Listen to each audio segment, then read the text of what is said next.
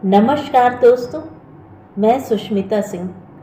उत्कृष्ट कहानियों की श्रृंखला में आज सुनेंगे ख्याति प्राप्त लेखिका सुधा आदेश जी की कहानी एक छोटी सी भूल। तो आइए सुनते हैं कहानी। अनु, आज मैं बहुत खुश हूँ।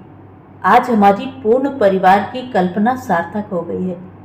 पुत्र हो या पुत्री, इससे मुझे कोई फर्क नहीं पड़ता, लेकिन केवल पुत्र या केवल पुत्री के होने से कहीं ना कहीं मन में एक अधूरेपन का एहसास रह ही जाता है। एक पुत्री के पश्चात, पुत्र के जन्म के उपलक्ष्य में दी गई पार्टी के पश्चात विमल ने अनुपमा को बाहों में समेटते हुए कहा, वस्तुतः पहले पुत्री होने से दोनों के दिलों में धुकधुकी मची हुई थी कि कहीं इस बार भी पुत्री ही न हो जाए। खास तौर पर विमल की माँ, जो बार बार उनसे आग्रह कर रही थी कि हमारे दो के युग में रिस्क लेने से अच्छा है कि बच्चे के सेक्स के बारे में जानने के लिए सोनोग्राफी करवा लो। लेकिन विमल ने यह कहकर मना कर दिया था कि लड़का हो या लड़की, उसे दोनों ही स्वीकार्य हैं। वह अल्ट्रासाउंड करवाकर अजन्मे बच्चे को गिराने का पाप नहीं कर सकता। अनुपमा को स्वयं अल्ट्रासाउंड द्वारा बच्चे के सेक्स का पता लगाकर अनचाहे अजन्मे बच्चे को गिराने से सख्त चिढ़ थी। माँ के लिए तो उसका बच्चा, चाहे वह लड़का हो या लड़की, एक जैसा ही है। किंतु सासू माँ के बार बार आग्रह से वह बेहद तनावग्रस्त थी। किंतु विमल के विचार ने उसे तनाव मुक्त कर दिया था। वास्तव में वह विमल जैसा आधुनिक विचारों का पति पाकर बेहद खुश थी, वरना उसने कई ऐसे दंपत्ति देखे थे जिन्होंने पुत्र की चाह में न जाने कितनी ही अजन्मी पुत्रियों की बलि चढ़ा दी थी। आखिर उनका कसूर क्या था? पुत्री के पश्चात पुत्र के जन्म से न केवल उन्हें वरन उनके पूरे परिवार में खुशी छा गई थी। उसके सास ससुर 1 महीने उसके पास रहकर उसे ढेर सी हिदायतें देकर चले गए थे। जिंदगी चल निकली थी। वह घर परिवार में व्यस्त होती गई तथा विमल ने घर से बाहर मजबूती से पैर जमाने प्रारंभ कर दिए, जिसके कारण वह भी व्यस्त होता चला गया। उनके विवाह की 10वीं वर्षगांठ थी। हर बार की तरह इस बार भी विमल ने छुट्टी ले ली थी। सदा की तरह इस बार भी दिन भर पिकनिक मनाकर, पिक्चर देखकर तथा खाना खाकर वे घर लौटे थे। पूरे दिन घूमने के कारण थकान होने के पश्चात भी एक अनोखी खुशी मन में छाई थी। वस्तुतः एक सुखी परिवार की अहम सदस्य होने के एहसास ने उसके रोम रोम में खुशी भर दी थी।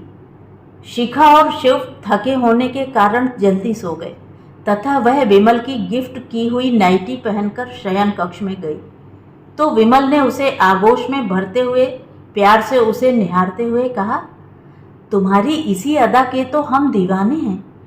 पता नहीं तुम बिना कहे ही कैसे मेरे मन की बात समझ लेती हो। सच अनु, आज मैं महसूस कर रहा हूँ कि तुम ही मेरे जीवन का पहला और अंतिम प्यार हो। वास्तव में जब से तुम मुझे मिली हो, मेरे जीवन का अर्थ ही बदल गया है। यह सच है कि तुमसे पहले मेरे जीवन में एक लड़की आई थी जिससे मैं विवाह भी करना चाहता था, किंतु मेरे और उसके घर वालों के विरोध के कारण वह विवाह संभव नहीं हो पाया था। पहले प्यार को भुला पाना इतना सहज नहीं होता, लेकिन अब न कोई गिला है और न शिकवा। अब तो ऐसा लगता है तुम्हारे बिना मेरा कुछ अस्तित्व ही नहीं है।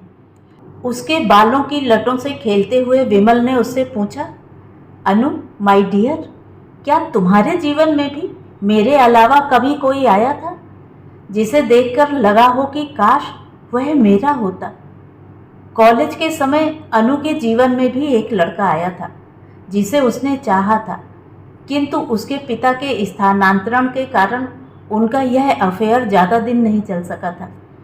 विमल के प्यार से पूछने पर उसके मुंह से वर्षों पूर्व की वह बात निकल गई जिसे वह अतीत के गर्भ में दफन कराई थी, जिसका अब उसके जीवन में कोई महत्व नहीं रहा था तथा वह यह भी नहीं जानती थी कि वह अब कहाँ है।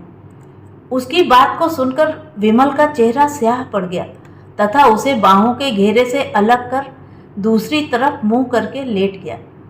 अनु ने उसे समझाने का अथक प्रयत्न किया, बार बार कस्में खाईं कि उसकी उस समय की चाहत सिर्फ विपरीत सेक्स के प्रति आकर्षण के अतिरिक्त और कुछ नहीं थी।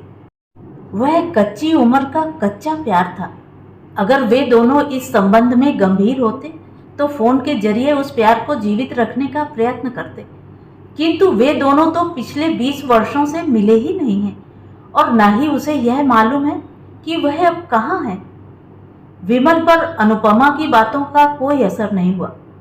अनुपमा ने कहीं पढ़ा था कि विवाह पूर्व अपना अफेयर कभी किसी को भी नहीं बताना चाहिए, विशेषतया पति को, क्योंकि पुरुष चाहे कितना ही आधुनिक क्यों न हो, वह अपनी पत्नी के पहले अफेयर को कभी भी नहीं सह सकता।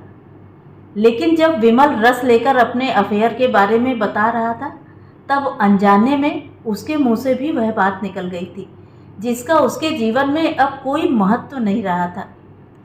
दूसरे दिन से विमल ने स्वयं को अति व्यस्त कर लिया था। देर से घर आना तथा जल्दी ही निकल जाना उसकी दिनचर्या बन गई थी। विमल का एक दूसरा ही रूप उसे नजर आ रहा था। जो विमल बिना उसके और बच्चों के रात को खाना ही नहीं खाता था, अब वह बाहर ही खाना खाकर आता तथा उससे बात किए बिना ही अपने कमरे में जाकर सो जाता। अगर वह बात करने का प्रयास करती तो कहता, आज मैं बहुत थक गया हूँ, मुझे चैन से सोने दो। दिन बीत रहे थे और वह चाह कर भी उसके व्यवहार को समझ नहीं पा रही थी। एक दिन उसके ऑफिस तथा बच्चों के स्कूल जाने के पश्चात बिस्तर ठीक कर रही थी कि तकिए के नीचे छिपे कागज पर निगाह गई। प्रिय अनु, मैंने अपने मन को समझाने का बहुत प्रयत्न किया किंतु हार गया। तुम्हें देखकर मुझे उस अनदेखे व्यक्ति की याद आ जाती है। वह मेरे पीछे साई की तरह लग गया है। जितना मैं उससे पीछा छुड़ाना चाहता हूँ उतना ही वह पास आता जाता है। मैं जा रहा हूँ, दूर, बहुत दूर, शायद कभी न लौटने के लिए।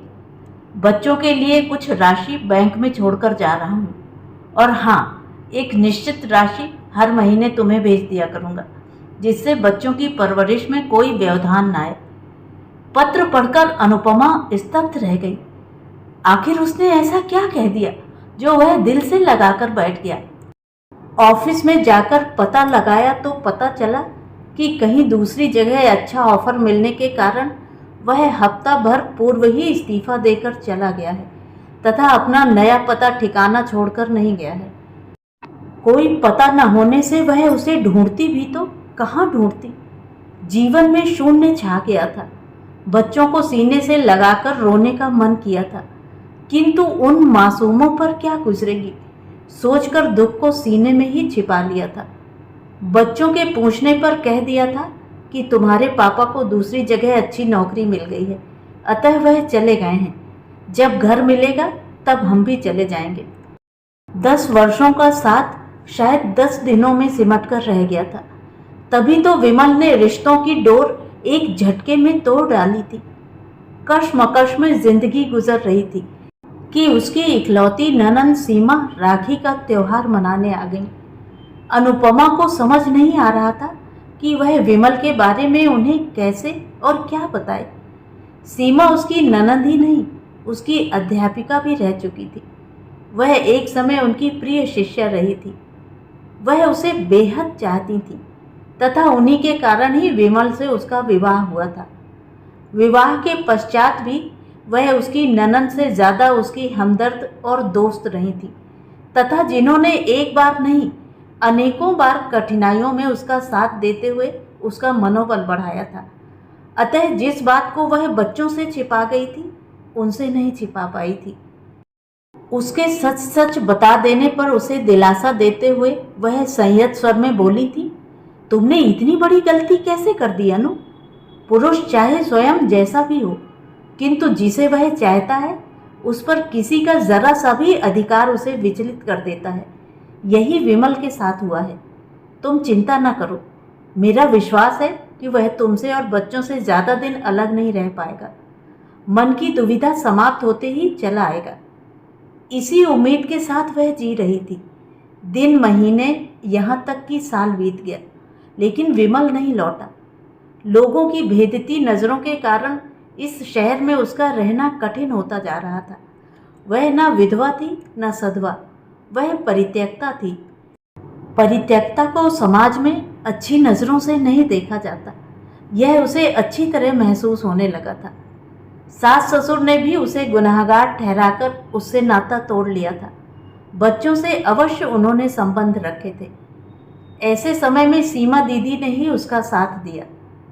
पानी सिर से गुजरता देखकर अंततः सीमा दीदी ने उसे सलाह दी थी कि वह उनके पास आकर नई जिंदगी प्रारंभ करे। उसे उनका सुझाव पसंद आया। उनकी कोशिश से उसे एक स्कूल में नौकरी मिल गई। नए लोग, नई जगह, जिंदगी आसान हो चली थी। लेकिन 2 बच्चों की परवरिश कोई आसान नहीं थी। कुछ दिनों पश्चात पहले के प्रश्न फिर से जिंदा हो उठे थे। इस बार लोगों के पूछने पर उसने कह दिया था कि उसका पति काम के सिलसिले में विदेश गया है। लेकिन यह कितने दिन चल सकता था? लोग तो लोग, बढ़ते बच्चों के प्रश्न भी उसे परेशान करने लगे थे। उसे महसूस हो रहा था राम हर युग में हुए हैं। एक राम वह थे जिन्होंने एक अनजान धोबी के कहने पर अग्नि परीक्षा से गुजर चुकी अपनी गर्भवती निर्दोष पत्नी को वनवास दे दिया था, और एक राम यह हैं जिसने जवानी की दहलीज पर पांव रखती मासूम लड़की की एक छोटी सी भूल, वह भी ऐसी भूल जिसमें मात्र आकर्षण था, कुछ मासूम भावनाएं थीं, कि इतनी बड़ी सजा दे डाली। वह इतना नहीं समझ पाया कि जिस स्त्री ने अपने जीवन के 10 महत्वपूर्ण वर्ष उसके परिवार को सजाने संवारने में लगा दिए, उसे अपना तन मन सौंप दिया था, वह उसके जीवन का सच था या वह जिसे वह अतीत के पन्नों में दफन कराई थी। पुरुष चाहे कितनी भी रंगरेलियां मना ले, पर पत्नी के दामन पर लगा एक हल्का सा दाग भी वह सहन नहीं कर पाता। मानो स्त्री हाड़ मांस का शरीर नहीं, पत्थर की बनी हो, जिसमें न कोई भावनाएं हो और न ही कामनाएं, न ईर्ष्या हो न द्वेष। वह पुरुष के विवाहेतर संबंधों को सहजता से स्वीकार कर उसके साथ सहजता से चलती रहे, जबकि पुरुष उसकी छोटी सी भूल को भी न स्वीकार कर पाए। आखिर यह कैसी मानसिकता है? अतीत के पन्नों में ही दफन रहता यदि वह उसके अतीत को कुरेदने की चेष्टा नहीं करता। उसकी गलती सिर्फ इतनी थी कि उसने उसके प्यार पर विश्वास कर उसके कहने पर अपने अतीत के पन्नों को उलटने की धृष्टता कर ली थी, जिसकी सजा उसे भुगतनी पड़ रही थी। अदालत भी एक अपराधी को उसके किए अपराध के लिए सजा की एक निश्चित अवधि तय करती है, लेकिन उसकी सजा की अवधि कितनी है उसे पता ही नहीं है। समय धीरे धीरे खिसकता गया, साथ ही उसके मन की कोमल भावनाएं भी मरती गईं। उसने स्थिति से समझौता कर लिया था। अब न उसे किसी का इंतजार था और न ही लौटने की कोई आशा। उसे दुख था तो इतना कि उसने एक ऐसे व्यक्ति को अपने जीवन के 10 वर्ष सौंप दिए जिसने उसके प्यार और विश्वास का माहौल बनाकर रख दिया, उसे जीते जी मार डाला। जीवन का उसके लिए कोई अर्थ नहीं रह गया था। बच्चों की परवरिश ही उसका एकमात्र ध्येय रह गया था। अब उन्हीं के लिए उसे जीना था।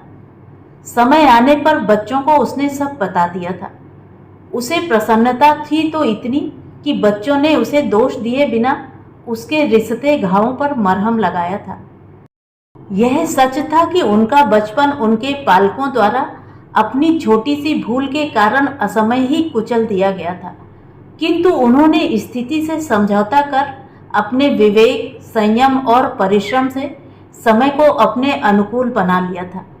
यही कारण था कि उन्होंने अपनी मंजिल पा ली थी। शिखा डॉक्टर बन गई थी तथा शिव इंजीनियर।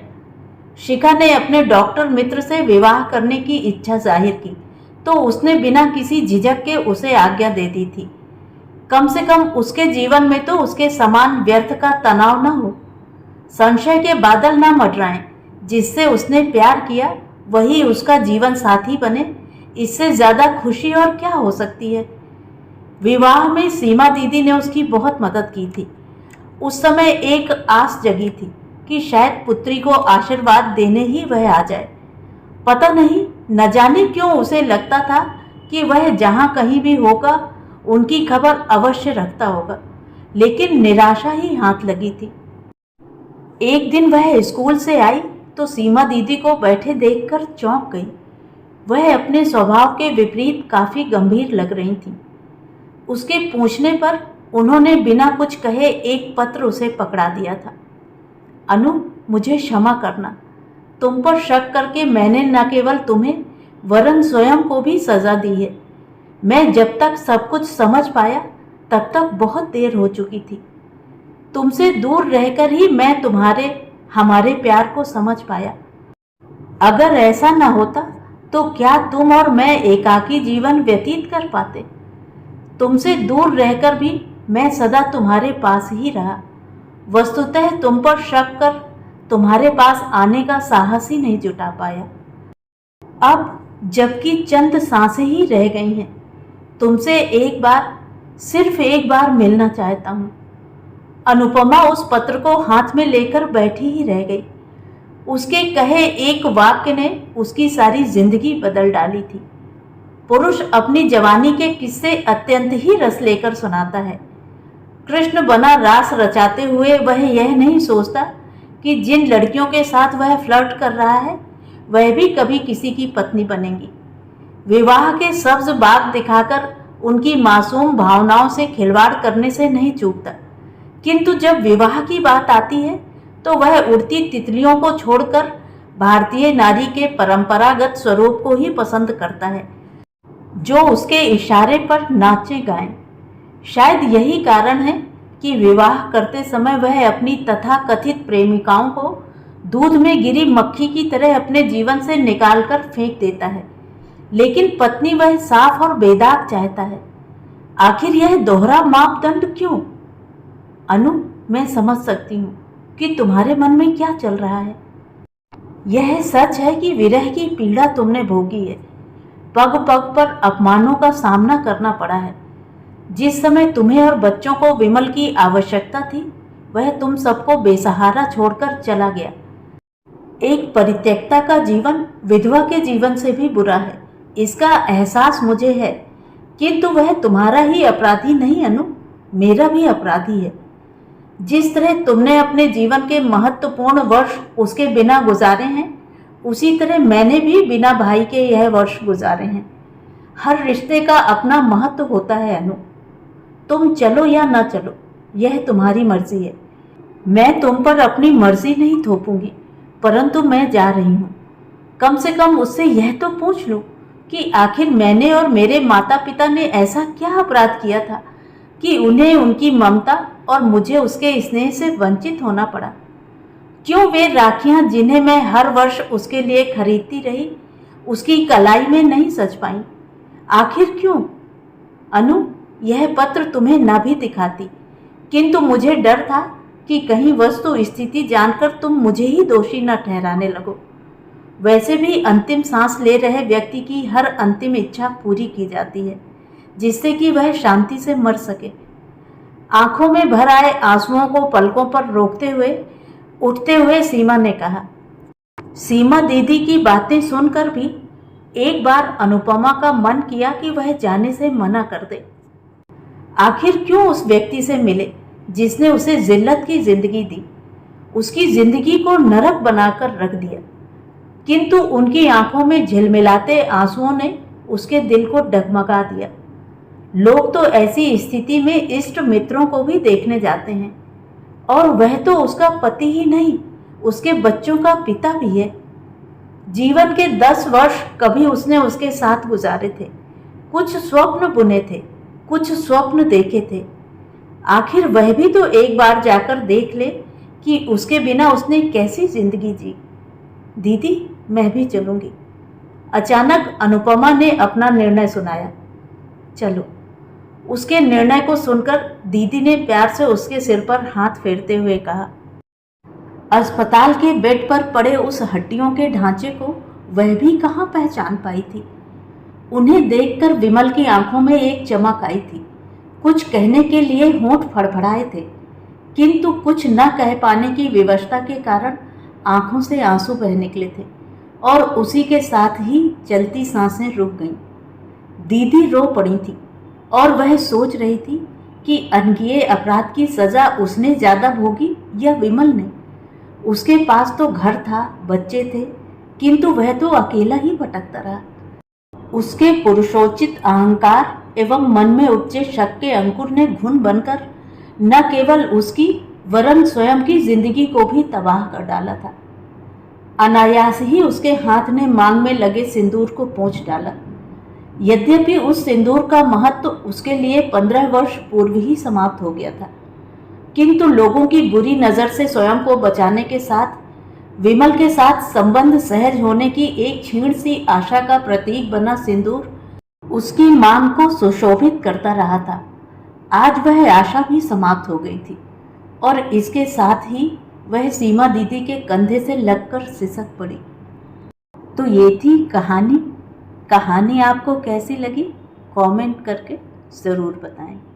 धन्यवाद।